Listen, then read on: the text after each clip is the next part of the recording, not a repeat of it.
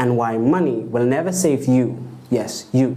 You will never be saved by money. So a few weeks ago, I released this video, and it was basically called a $1 million advance book, or $1 million advance books failing, all right? Books that the publisher had spent the entire life savings on, and the book goes on to flop and fail. And so I never really spoke about reasons in that video. However, let's talk about why money is not going to save you, why big authors fail, and why big books fail. There is a false misconception about publishing books, and it is that if you just toss a bunch of money at a book, or simply because they toss a lot of money on books by famous authors, that those books are always going to succeed, that all it takes is money to succeed. But that could not be further from the truth. Here's the thing, right? Most famous authors, before they became famous, before people started investing millions of dollars into their books, their first ever book to blow up, there was very little that had been invested into that book. And so this is the reality that we are looking at. Even the most famous authors, the most successful book at some point in their career, at an early point or a midpoint or a late point, it doesn't matter, did not have a huge investment behind it. It was not a big book. It was a small book that did something that somehow took off. And this is the first reality check. It's all random. No one knows. No one has an idea. The reality is, no one has a clear idea on what makes a book successful. No one can stand up and tell you, that book right there, sir, that is going to be the next big book. They might claim so in a documentary or a video or an interview after the book becomes successful. Nonsense. They didn't know jack heck. They had no clue what was going to happen and whether this book was going to be successful. And so this is the number one reason why. It's simply because money is not what makes books successful. If it is so, we would never have, in a billion years, a book that was written 100 years ago suddenly start blowing up and start receiving plenty of attention. And we have countless examples of these books written by obscure authors who died in obscurity, who never had a big book in their entire life, and now they come back and they are breaking the numbers and they are breaking records. Somehow, from beyond the grave, from 100 years of obscurity, boop, they literally wake up and decide, yep, I'm gonna be famous now.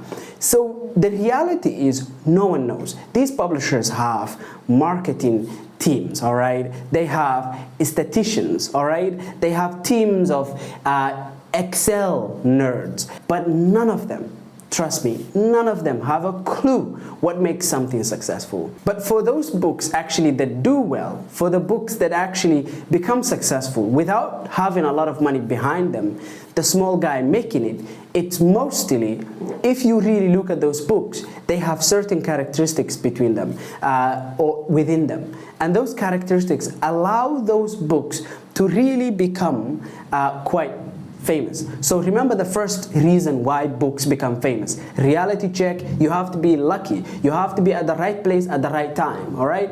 But number two, if you want to maximize, then now we're talking about, if you want to increase the odds, right? Why do people work hard? So they can increase the chance of them catching a break. So catch a break is basically being at the right place at the right time, working so hard that you cover a lot of area, okay? And so at its heart, the books, however, beyond that, what you can do is output, okay? Authors that become successful, or big books that become successful, output. At least one book every year, okay? But reason number two is fan engagement. Look at, for example, authors like George R. Martin. Look at Brandon Sanderson, Jim Butcher. These are great fantasy authors, okay? Patrick Rothfuss. These authors have created a community of fans somehow. Okay, they didn't engineer this. This happened, and it's really almost impossible to engineer it. You're going to have to pay people, and you know what's going to happen when they make the content.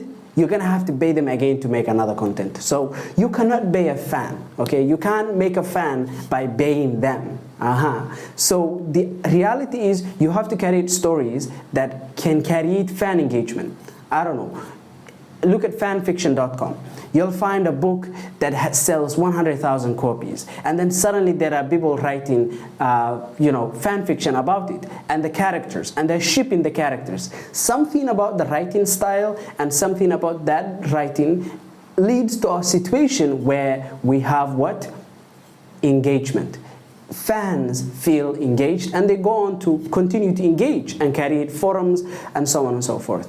But then you have another thing that is very important. A lot of these characters, a lot of these books that become famous out of nowhere have one thing in common. For the most part, they focus on the characters. They are much more character-driven stories. The main reason I think this is the case, and would love you to tell me down in the comments below, is primarily because people are much easier to engage with and people are timeless, okay? And so everyone can have an issue or might have experienced a problem that character has experienced. And so you have a situation where you could end up with a story that has a really, great depiction of a conflict, a struggle that people face, and people might connect with that struggle, and so they start associating with that story. They start spreading the word, and once the word of mouth gets around, boom, you have a successful book.